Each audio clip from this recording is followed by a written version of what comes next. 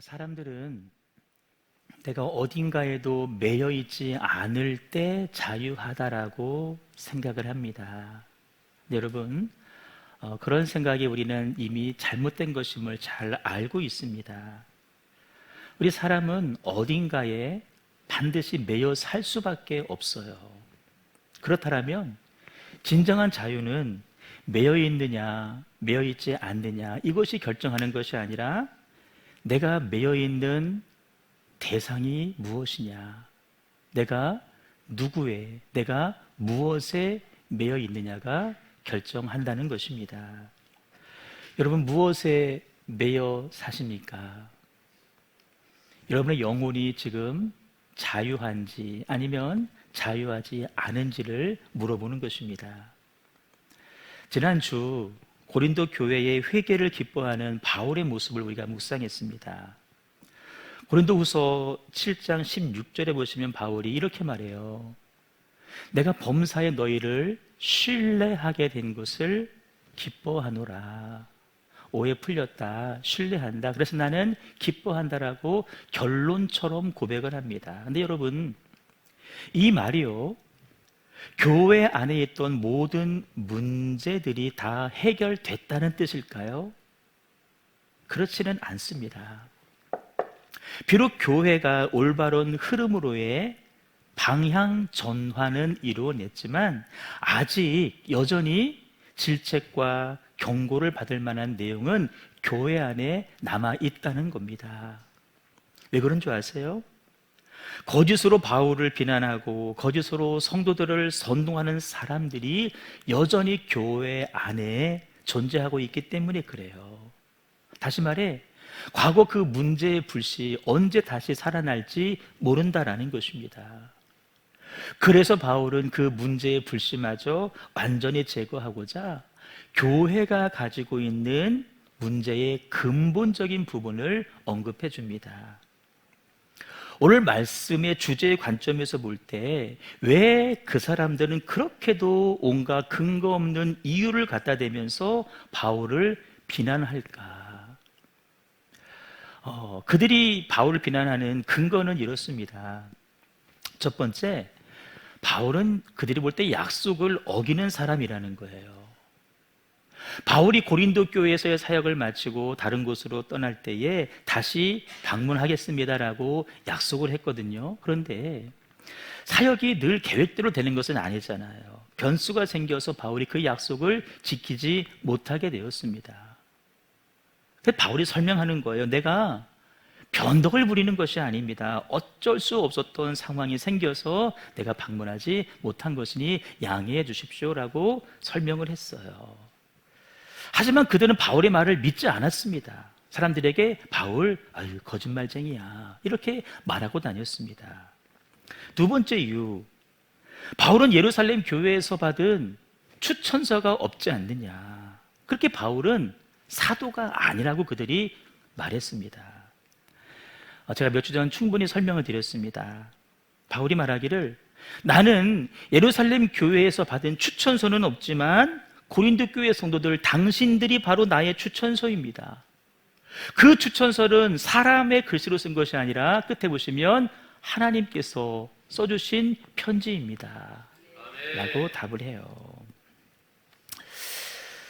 세 번째, 바울은 선교 여행 중에 예루살렘 교회, 모교회입니다, 흉년이 들어서 지금 어려움 가운데 있다는 소식을 들었어요. 그래서 우리가 은혜를 입었으니 그 교회를 돕자, 그래서 구제 헌금을 좀 하기로 했어요. 다니는 교회들마다 구제 헌금을 좀 모아주세요. 내가 다시 올 때 헌금을 다 거두어서 예루살렘 교회에 전달하겠습니다. 그런데 사람들은 이것을 개인적인 이익을 챙기려는 속임수 아니냐, 간교한 속임수라고 바울을 비난했다라는 거예요. 이에 대해서는 바울이 꽤 길게 설명합니다. 고린도후서 8장과 9장에서 설명해요. 우리가 지난주 7장을 봤는데 8장, 9장은 이에 대한 해명이 있고요. 또 한 가지 그들이 공격하기는 바울은 이중인격자라고 공격을 합니다. 근거를 대는데, 바울 그 사람 말이야, 만나서 얘기할 때는, 얼굴 보고 얘기할 때는 순한 양처럼 하다가 우리랑 떨어져 있으면 얼굴 안 본다고 편지로 엄청 세게 말하는 사람이야. 그 사람 겉과 속에 다른 사람이야. 이중인격자라고 비난을 해요. 이런 그들의 공격에 대해서 바울이 그들의 말을 그대로 받아서 씁니다. 당신들이 나더러 만나서는 아주 유순하게 대하지만 떨어져 있을 때는 매우 강하다고 비판하는데 그것은 그리스도의 온유와 관용을 본받으려는 나의 노력입니다 라고 바울이 이야기를 합니다. 여러분, 네 가지 이유로 공격을 했는데 바울은 네 가지 이유 각각 다 답을 할 수가 있습니다. 충분히 해명이 됩니다. 그 정도 해명이 되면 이제 바울에 대한 비난을 접을 만도 한데 그들은 여전히 바울을 비난하고 공격하고 있다라는 것입니다. 왜 그랬을까요? 이게 다 오해에서 비롯된 것입니다. 하지만 그들이 그렇게 바울을 오해하고 근거 없는 이유를 대면서 바울을 비난한다 할지라도 바울은 단 한 번도 억지 주장을 하지를 않습니다. 똑같은 모습으로 그들을 대하지 않는다라는 거예요. 제가 말씀을 묵상하면서 정말 안타까운 것은 그래 그 사람들은 바울에게 직접 양육받지 않은 사람들이기 때문에 그럴 수 있다고 쳐. 하지만 바울과 직접 얼굴을 대면하면서 생명의 복음을 받은 사람들은 뭐야? 왜 그들 역시 그 근거 없는 거짓 선동에 속아서 바울을 똑같이 한마음 한패 들어서 공격하고 있을까? 여러분, 단지 바울을 비난해서 그 사람들 나쁘다라고 말하는 것이 아닙니다. 비난하는 그 사람들의 영혼의 상태가 염려스럽다라는 이야기예요. 혹시 이것이 오늘 우리들의 모습이 아닌지 한번 돌아보자라는 것입니다. 여러분, 다른 사람 비난할 때가 있잖아요. 다른 사람 좀 이렇게 함부로 말할 수 있잖아요. 혹시 그럴 때 여러분들 영혼이 기쁘신가요? 남에 대해서 막 좋지 않은 말할 때 막 기쁨이 솟아오르시나요? 성령 충만해지시나요? 그런 사람 한 사람도 없을 거예요. 자유도 빼앗기고 기쁨도 빼앗기고 구원의 은혜, 구원의 감격도 잃어버리게 될 것입니다. 이런 모습이 꼭 고린도 교회만의 문제는 아니라는 거예요. 우리 교회에는 여러분 이런 모습이 없어요. 제가 자신합니다. 그래서 여러분들이 잘 모를지 모르지만요, 정말 많은 한국 교회들이 이런 문제로 몸살들을 앓고 있습니다. 근거 없는 말들이, 사실이 아닌 말들이 사실로 둔갑해서 교회 안에서 입에서 입으로 막 전달이 되어져요. 성도들은요, 그런 말 듣고 상처를 받아요. 믿음이 자라질 않아요. 심하면 교회를 떠나요. 그래서 정말 많은 교회들이 여러분 그런 문제로 인해서 분열의 아픔을 겪게 됩니다. 그 서울 빛가운 교회 제 후배 목사님이 부목사를 꽤 오래 하다가 얼마 전에 서울에 있는 한 교회에 담임으로 청김받아서 갔습니다. 어제 전화가 왔어요. 형님 잘 지내세요? 잘 지내.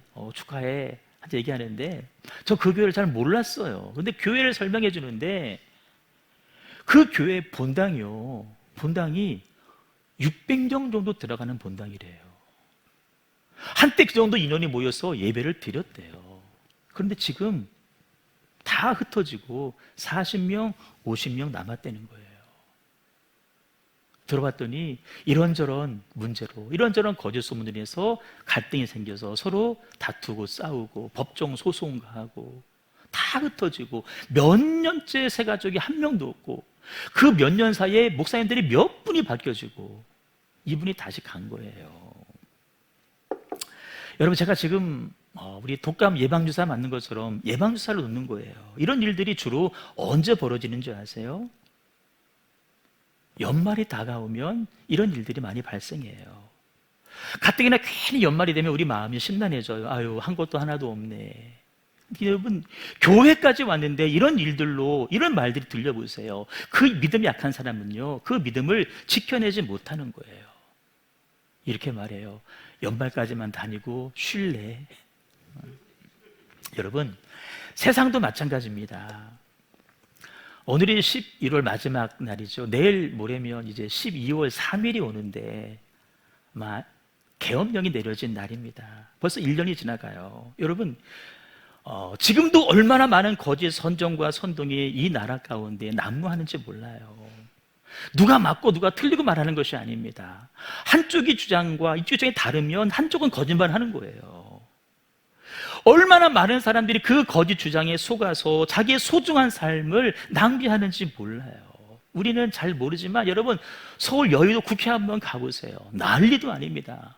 서초동에 법원 앞에 한번 가보세요. 그 10몇 차로 도로가 다 조면돼 가지고요, 북치고 막 장구치고 스피커 틀고 난리도 아닙니다. 다 거짓 선전에 속아서 그러는 거예요. 제가 엊그저께 몇 분들과 식당에서 식사를 할 일이 있었는데요, 맞은편 식사하시는 분들이 대화하는 걸 내가 듣게 됐어요.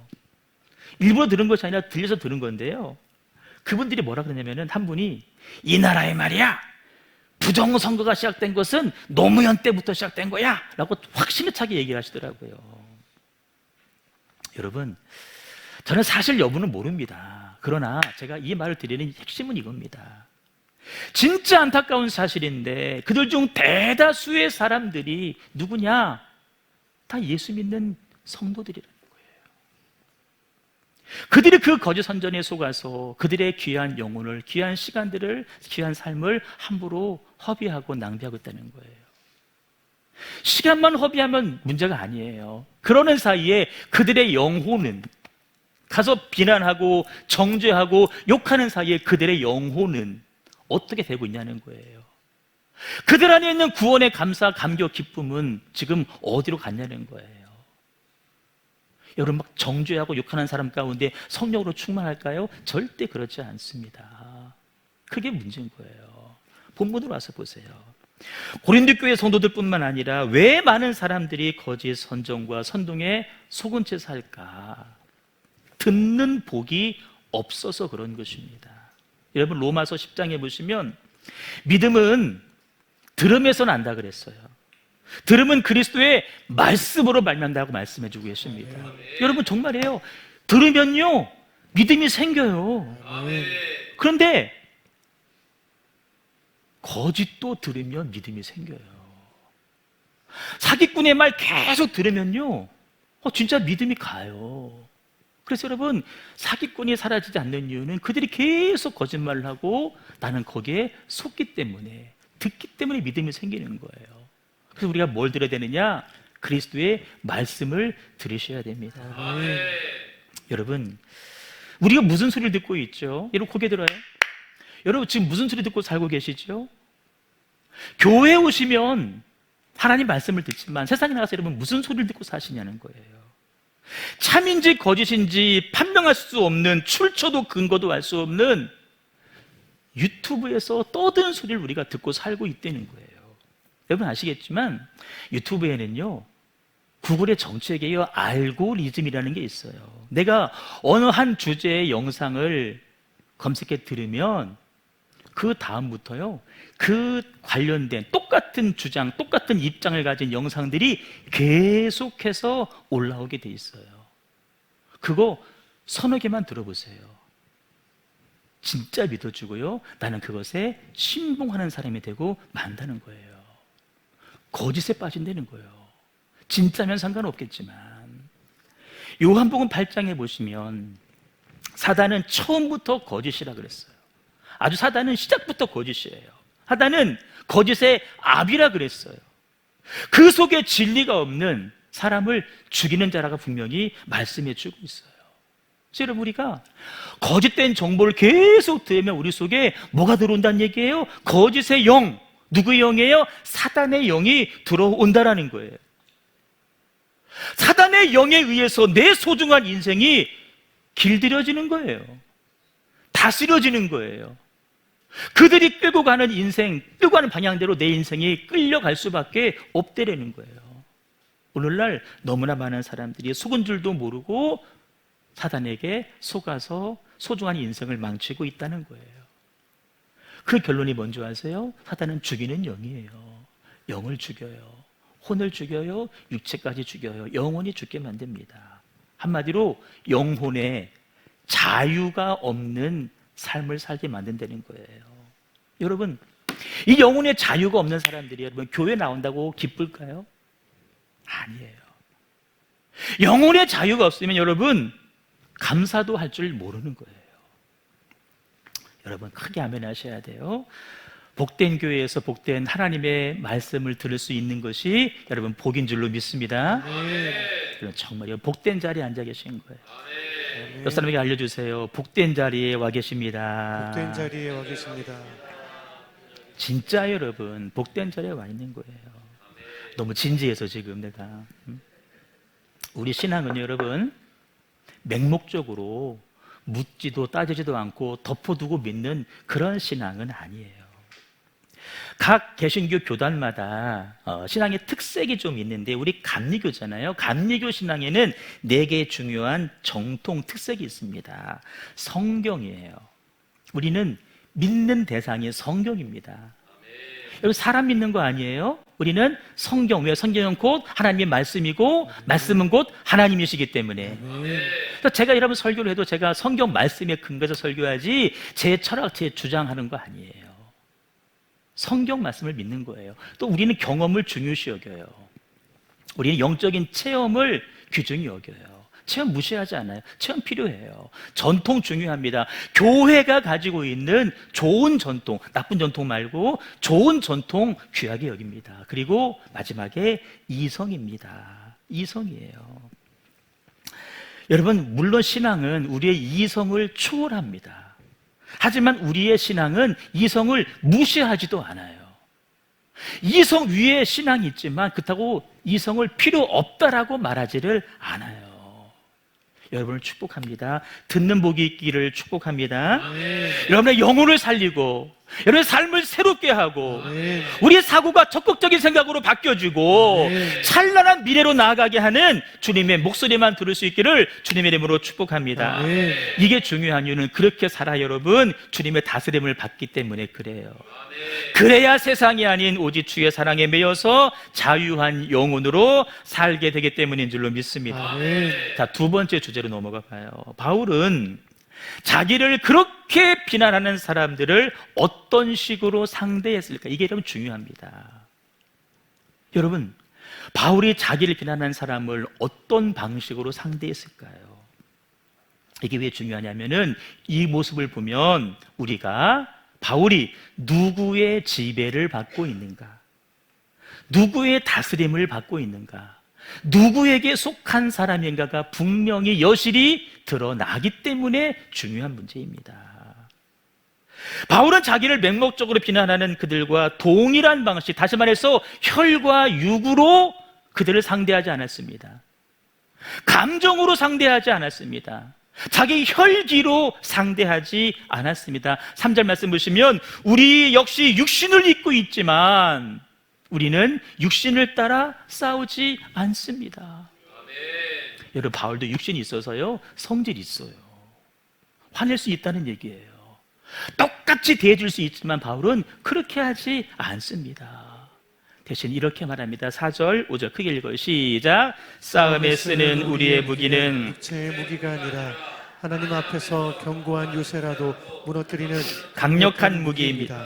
우리는 궤변을 무찌르고 하나님을 아는 지식을 가로막는 모든 교만을 쳐부수고 모든 생각을 사로잡아서 그리스도께 복종시킵니다. 아멘. 우리는 혈과 육으로 싸우는 사람들이 아니라 하나님께서 부여해 주시고 하나님이 인정해 주시는 영적인 무기로 싸웁니다. 따라 영적인 무기. 영적인 무기. 영적인 무기. 영적인 무기.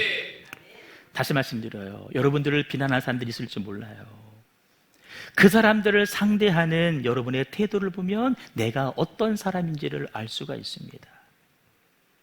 그 사람들을 대하는 나의 태도를 보면 내가 얼마나 영적인 사람인지 아니면 얼마나 육적인 사람인지, 내가 하나님과 얼마나 친밀한지 아니면 세상과 친밀한지, 내가 얼마나 말씀의 지배를 받고 있는지 그렇지 않은지가 나를 대적하는 사람들을 대하는 내 태도를 보면 알 수가 있다는 거예요.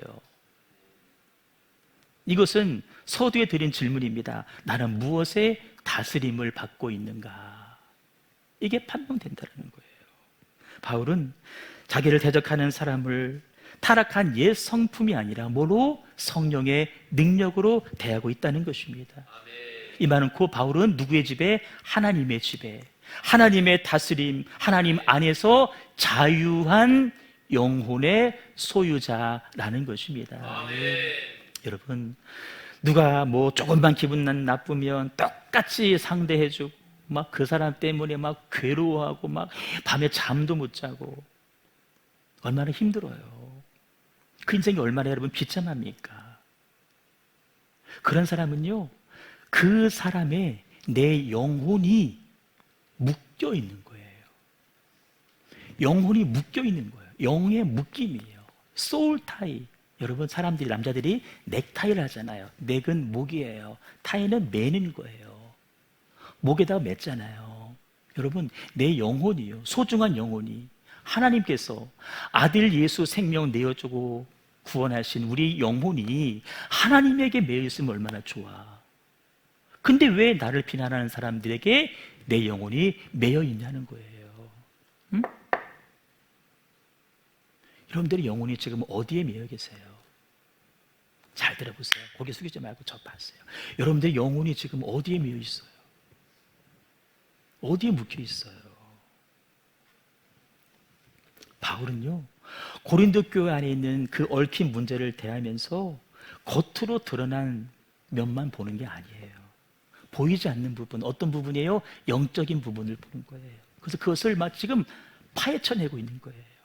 우리 역시 여러분, 보이는 게 다가 아니에요. 보이지 않는 이면의 것을 봐야 돼요. 근데 문제는 뭔지 아세요? 보이지 않는 것은 말 그대로 안 보여. 우리가 영안이 열리지 않으면, 영적인 사람이 되지 않으면 그게 안 보여. 그래서 맨날 눈에 보이는 것만 가지고 싸우는 거야. 그래, 영혼이 자유하지 않는 거지. 또 설사 보인다 해도 그 대적은요, 견고한 요새예요. 만만한 상대가 아니에요. 너무나 견고한 요새가 되어서 우리의 힘으로는 그것들을 파쇄할 수가 없다는 거예요. 여러분, 우리 속에 들어와 있는 보이지 않는 요새가 뭘까요? 많은 것 있어요. 이 속에는요, 많은 것들이 지금 견고한 진처럼 하나 쌓고 그 위에 또 쌓고 해서 이게 철옹성이 되어버렸어요. 그 가운데 대표적인 거 하나만 뽑으면 뭔지 아세요? 우리가 가지고 있는 생각입니다. 생각이에요. 우리의 생각. 수많은 세월 살아오면서, 수많은 경험을 해오면서 내가 차곡차곡 쌓아왔던 내 생각이에요. 그릇된 생각. 이 생각은 하나님을 대적하는 생각이에요. 하나님을 인정하지 않는 생각이에요. 그것이 내 안에 견고한 진처럼 여러분 지금 쌓여져 있다는 거예요. 내 눈에만 안 보이지. 여러분, 복음이 들어가려면 그 견고한 진을 부수고 들어가야 되는데 이게 너무 견고하니까 우리야 괜찮지만 이제 처음 복음을 듣는 사람들은 받아들이질 않는 거예요. 쉽지 않은 거예요. 참 진지합니다. 제가 우스갯소리 재미있는 얘기 한번 드릴게요. 우리 생각이 여러분, 교회도요, 시간이 지나면 점점 익숙해지고 알아가니까 나름대로 이제 또 생각이 생겨요. 우리 영진 성도님이, 여러분 크게 웃어야 돼. 한 2년 전에요, 얼마 전 끝난 그 다니엘 기도회를 보면서 나한테 그러는 거예요. 아니, 목사님은 다니엘 기도회 강사님으로 안 나가세요? 본인이 볼 때는 내가 더 훌륭했어. 그랬지. 아멘 했어. 근데 지금은 그런 소리 안 해. 이미 때가 묻은 거야. 살짝 기분 나쁠. 지금도 그러니 왜 안 해? 왜 해야지? 제 우스갯소리로 이게 여러분 경험의 세월이 가면 그냥 그 생각들이 다 판단하게 되는 거야. 판단이 다 보이니까 여러분 그게 차곡차곡 지금 쌓여 있다는 거예요. 세상의 방식, 세상의 어떤 논리, 세상의 가치 다 들어와 있어요. 여러분, 그런 생각들이 틀릴지도 모른다라는 생각을 한 번쯤은 해보셨나요? 내 생각이 다 맞다고 주장하고 살았는데 한 번쯤 내 생각이 틀릴지도 몰라라는 생각을 해보셨어요? 따라요. 생각을 생각하자. 여러분 생각을 생각해 보세요. 멋진 말 아니에요? 여러분의 그 갖고 있는 그 생각을 한번 생각해 보세요. 맞는지 틀리는지. 많은 잘못된 생각 가운데 대표적인 거 하나, 편견입니다. 편견. 내가 하는 것은 빙산의 일각이에요. 근데 마치 전부를 아는 것처럼 생각해요. 아, 내가 갑자기 생각나네. 자료를 미리 알았으면 준비할 거. 여러분 북극 가면 빙산 있잖아요. 빙산 발음이 안 되네. 빙산이 물 위에 올라온 게 있잖아요. 너무 크잖아요.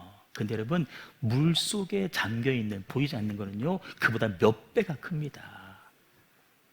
근데 그게 다인 줄 알죠? 우리의 편견이에요. 신앙생활 조금 했다고 해서 내가 성경 평생 고작 통독 한 번 해놓고 성경을 다 안다라고 생각하는 사람들이 있어요. 더 심한 사람들은요 교회 와서 주보 보고 설교 제목만 보고도 아이고 오늘 목사님이 이런 말씀 하시겠네 이미 다 계산하고 있어요. 제가 그런 여러분들의 생리를 알기 때문에 제가 설교 준비하면서 가장 마지막에 고민하는 부분이 뭔지 아세요? 설교 제목을 뭘로 정할까? 설교 준비는 사실 여러분 이미 다 끝났는데 설교 제목을 그래서 내가 이렇게 바꿔보고 이렇게 바꾸고 막 해봐요. 그래서 어느 때는 이 주보 다르고 PPT 다르고 제목이 막 달라. 근데 막 바꾸냐고. 응? 편견. 사도교회 김병호 목사님이 그전에 제게 해주신 얘기 있어요. 서울에서 내려오셨어요. 서울 강동구 아래쪽에 하남이랑 이렇게 붙어있는 쪽에 한양교회라고 있었는데 전통적인 교회예요. 다녔으면 이해하고 들으세요. 앞에 앉아 계신 분들이 이게 쭉 계셔요. 그분들이 기본적으로 하고 있는 태도 하나는 눈을 감고 있대요. 눈을 꼭 감고 있어요. 조금 지나면 이제 팔짱을 낀대요. 우선 설교하시는데 그 다음에 조금 지나면은 다리를 꼰대요. 이 3종 세트를 다 하면 설교가 끝나간대요. 지금 다리 슬쩍 푸신 분 계신가요? 여러분, 말씀은 곧 하나님입니다. 하나님 말씀으로 다가오시잖아요. 그 말씀을 내가 어떻게 받아들이느냐, 말씀을 받는 나의 태도, 그 태도의 대로 하나님은 우리를 상대해 주십니다. 물론 다 사랑해 주시지만 말씀을 듣는 태도에 따라서 우리 인생들을 다른 방향으로 인도해 가신다라는 거예요. 인간의 이성 위에 있는 실체를 여러분 인정하셔야 돼요. 우리 인간의 이성은요, 그 IQ가 뭐 200 간다 할지라도요, 절대 최고의 권위가 될 수는 없습니다. 이성 위에 계시가 존재해요. 하나님이 존재하십니다. 따라서 인간의 이성은 중요한 거예요. 하나님이 계시하신 진리의 권위, 말씀의 권위에 항상 복종하셔야 됩니다. 여러분이 알고 있는 그 경험에서 나온 이성들이 있잖아요. 아무리 뛰어나다 할지라도 하나님의 권위에, 말씀의 권위에 그것을 복종시키셔야 됩니다. 하나님을 아는 지식을 대적하여서 스스로 높아진 생각의 견고한 요새를 무너뜨리는 것은 인간의 이성으로는 절대 여러분 되지 않습니다. 오직 하나님의 진리의 말씀의 능력만이 우리 안에 있는 하나님을 대적하는 견고한 요새를 파헤치는 능력인 줄로 믿습니다. 그래서 여러분 우리는 말씀을 들으셔야 돼요. 말씀을 들을 때 우리는 이 일이 가능해집니다. 우리의 모든 생각을 사로잡아서 그리스도에게 복종할 수 있게 된다는 것입니다. 읽어요. 시작. 하나님을 아는 지식을 가로막는 모든 교만을 쳐부수고 모든 생각을 사로잡아서 그리스도께 복종시킵니다. 아멘. 여러분 이 말이 여러분의 이성 필요 없다는 얘기가 아닙니다. 이것이 도리어 진정 이성의 자유를 누리는 길이라는 거예요. 여기 생각 그랬잖아요. 생각은 마음에서 나오는 모든 것을 말하는 거예요. 우리 마음에서 나오는 모든 것. 여러분 요거는 하나님께 복종시키고 이거는 안 시키고가 아니에요. 여기서 나오는 모든 것들 여러분 다 묶어서 사로잡아서 하나님께 복종시킬 때만이 우리의 영혼이 자유하게 된다는 것입니다. 솔직히 생각해 보세요. 예수님을 주님으로 인정하면서도 우리 마음속에요, 하나님을 거부하고 싶은 생각들이 슬가만히 올라와요. 하나님 말씀 저 어떻게 다 지켜? 거부하고 싶은 거예요. 말씀을 이렇게 의심하고 싶은, 말씀을 막 부정하고 싶은 거예요. 그 세우신 질서와 권위에 내가 반항하고 싶고 대적하고 싶은 마음들이 살며시 올라온다는 거예요. 태윤아, 너 제대한 지 한 달 됐냐? 태윤이가 현역일 때는, 군대에 있을 때 생각해봐.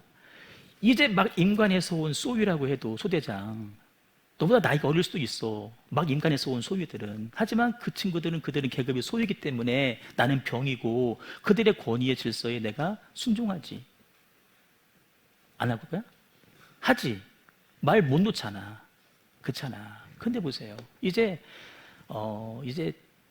제대해서 이제 세상물 먹고 이제 예비군 한번 다니다 보면은 그 예비군에 또 나와요. 또 이 모자를 일단 똑바로 안 써. 돌려 쓰고 뚜껑을 반을 또 열어야 돼 또. 그리고 또 이 상의 자켓을 또 바깥으로 빼 입어요 또.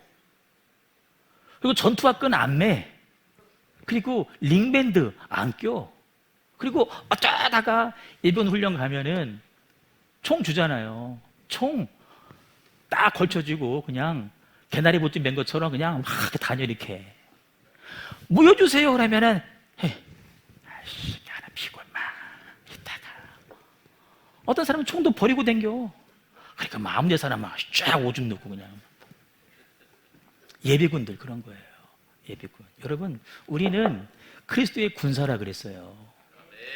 우리 하나님 앞에 서는 그 날까지 우리는 영적인 전쟁을 싸워야 되는 현역이에요. 현역. 예비군 아니에요. 태윤아, 아빠는 군대를 안 갔다고 잘 모르는데 넌 그러면 안 된다. 안 돼. 우리는 그리스도의 군사예요. 군사. 끝까지 우리들의 생각을 사로잡아서 그리스도에게 복종시키셔야 됩니다. 그 권위 아래에 있을 때에 내가 진정한 자유를 누리게 된다는 거예요.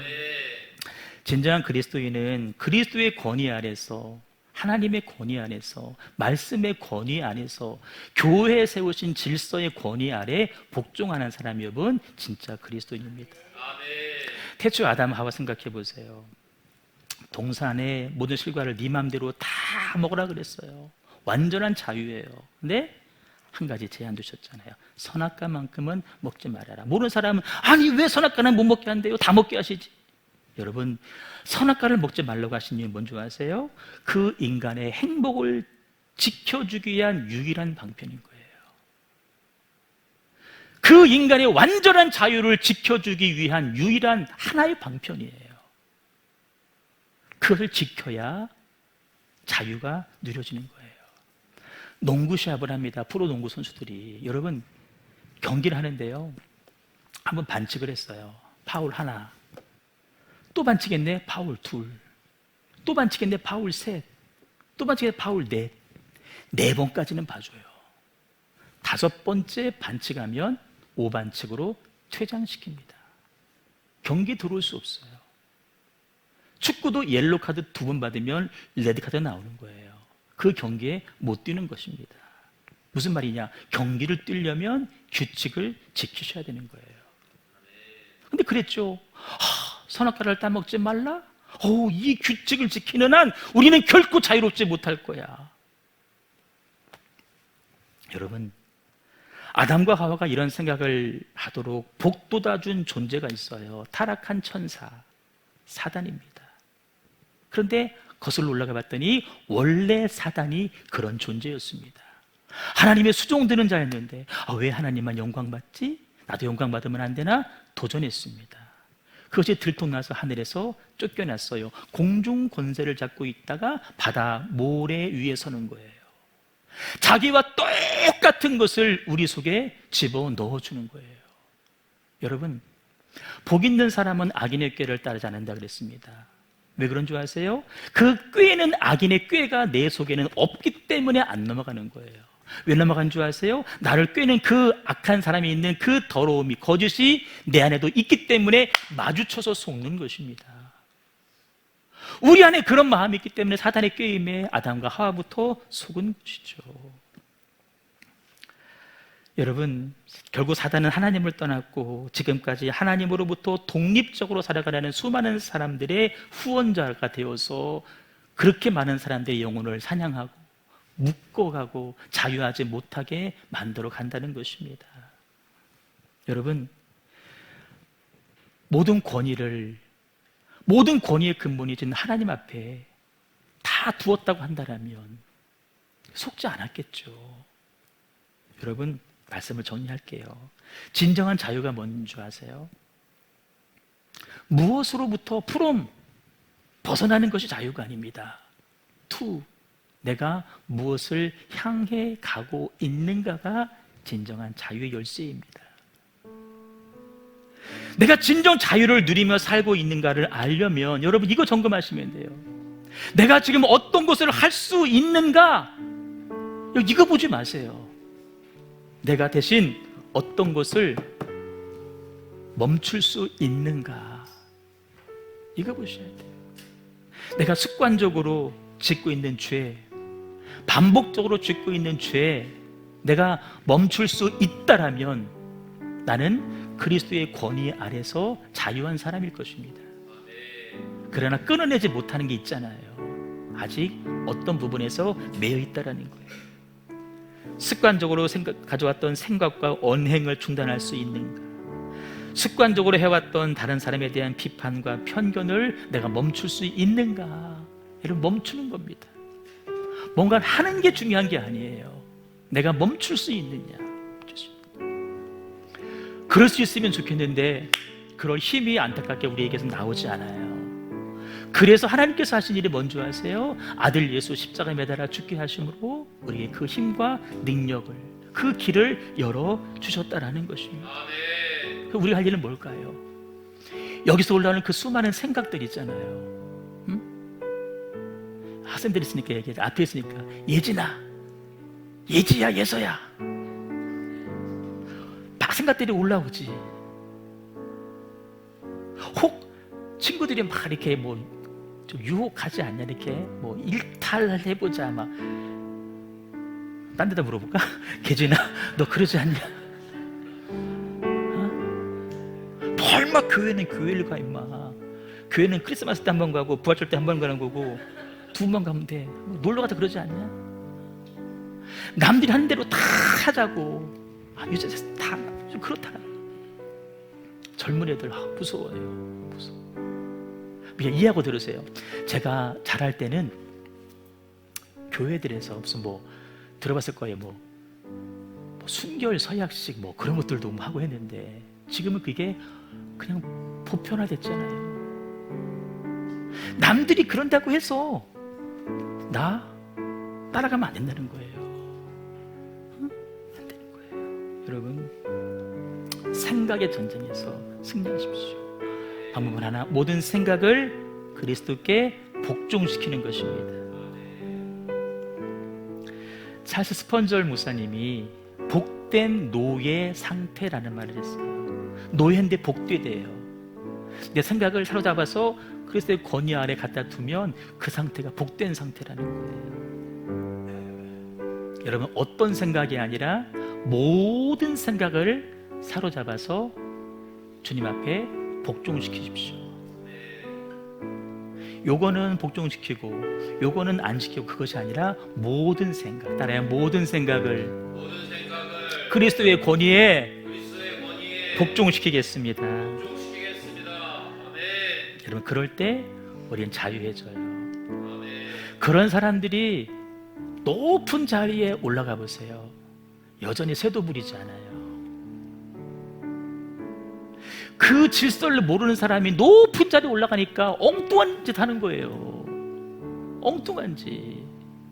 자기 지위와 처소를 모르고 내가 V1이니 내가 V2니 내가 V0니 그런 일들이 나오는 거예요. 여러분, 지위와 처소를 몰라서 그런 거예요. 복종시키셔야 돼요. 말씀 한 구절만 크게 있습니다. 시작. 땅이여.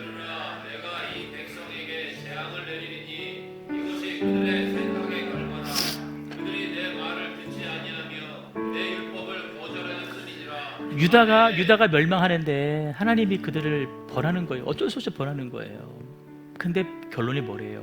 그들의 생각의 결과래요. 생각에서 행동이 나오잖아요. 계속 유다가 죄를 지은 거예요. 하나님 말씀, 선지자들이 아무리 얘기해도 안 들은 거예요. 생각의 결과다. 우리의 모든 생각들을 그리스도의 권위 아래, 말씀의 권위 아래, 교회의 권위와 질서 안에 복종시켜서 여러분의 영혼이, 소중한 영혼들이 그 어떤 것으로 묶이는 것이 아니라 자유하게 살아갈 수 있기를 주님의 이름으로 축복합니다. 우리 찬양 드리겠습니다. 오직 주의 사랑이며.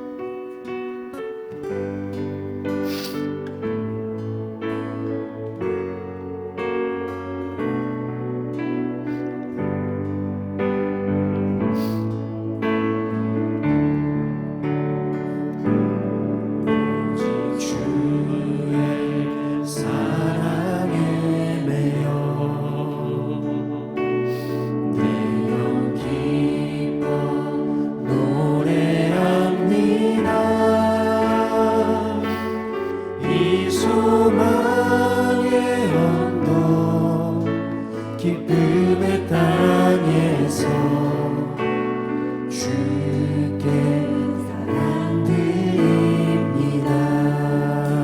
오직 주의 인재, 오직 주의 인재 안에 갇혀 내 영이 기뻐 찬양하며 영 기뻐 찬양합니다.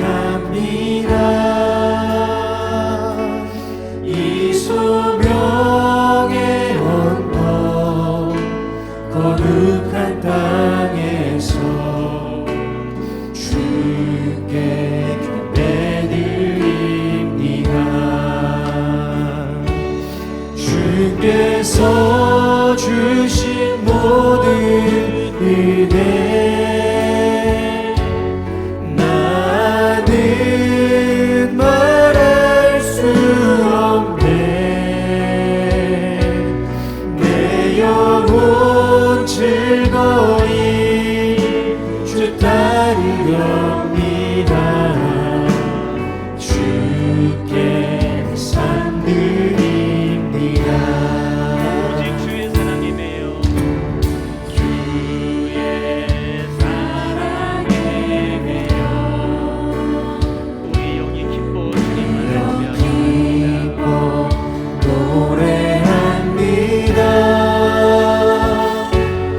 이 소망의 언덕 기쁨의 땅에서 주께 사랑드립니다. 오직 주의 인재 안에 주의 인재 안에 갇혀 내 영 기뻐 찬양합니다. 이 소명의 언덕 거룩한 땅에서 주께 경배드립니다. 주께서 주신 모든 은혜 나는 말할 수 없네.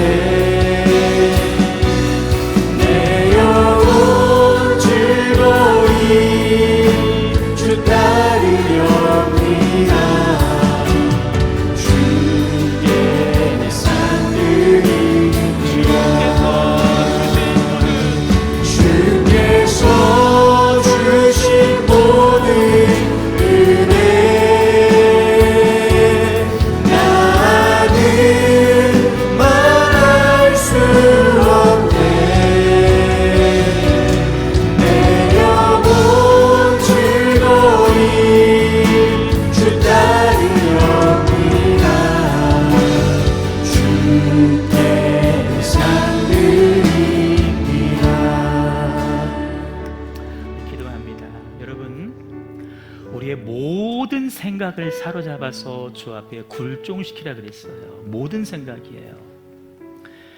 여러분 안에 지금 어떤 생각이 올라오시나요? 나 돈 없는데, 돈 없으면 죽는 거 아니야? 나 육신에 질병 있는데 죽는 거 아니야? 그런 생각들 어디에 매여 계세요? 여러분 진짜 주님께 매여 있는 사람은요, 내 상황이 어떠하더라도 여러분 영혼의 자유함을 누려요.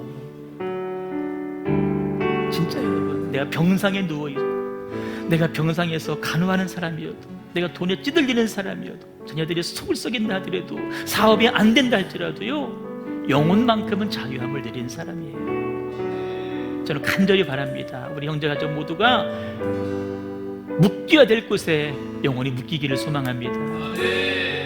주님께 매여서 주가 주시는 기쁨과 자유함을 꼭 맛볼 수 있기를 소망합니다. 우리 말씀 붙잡고 합심하여 동성으로 같이 기도합니다.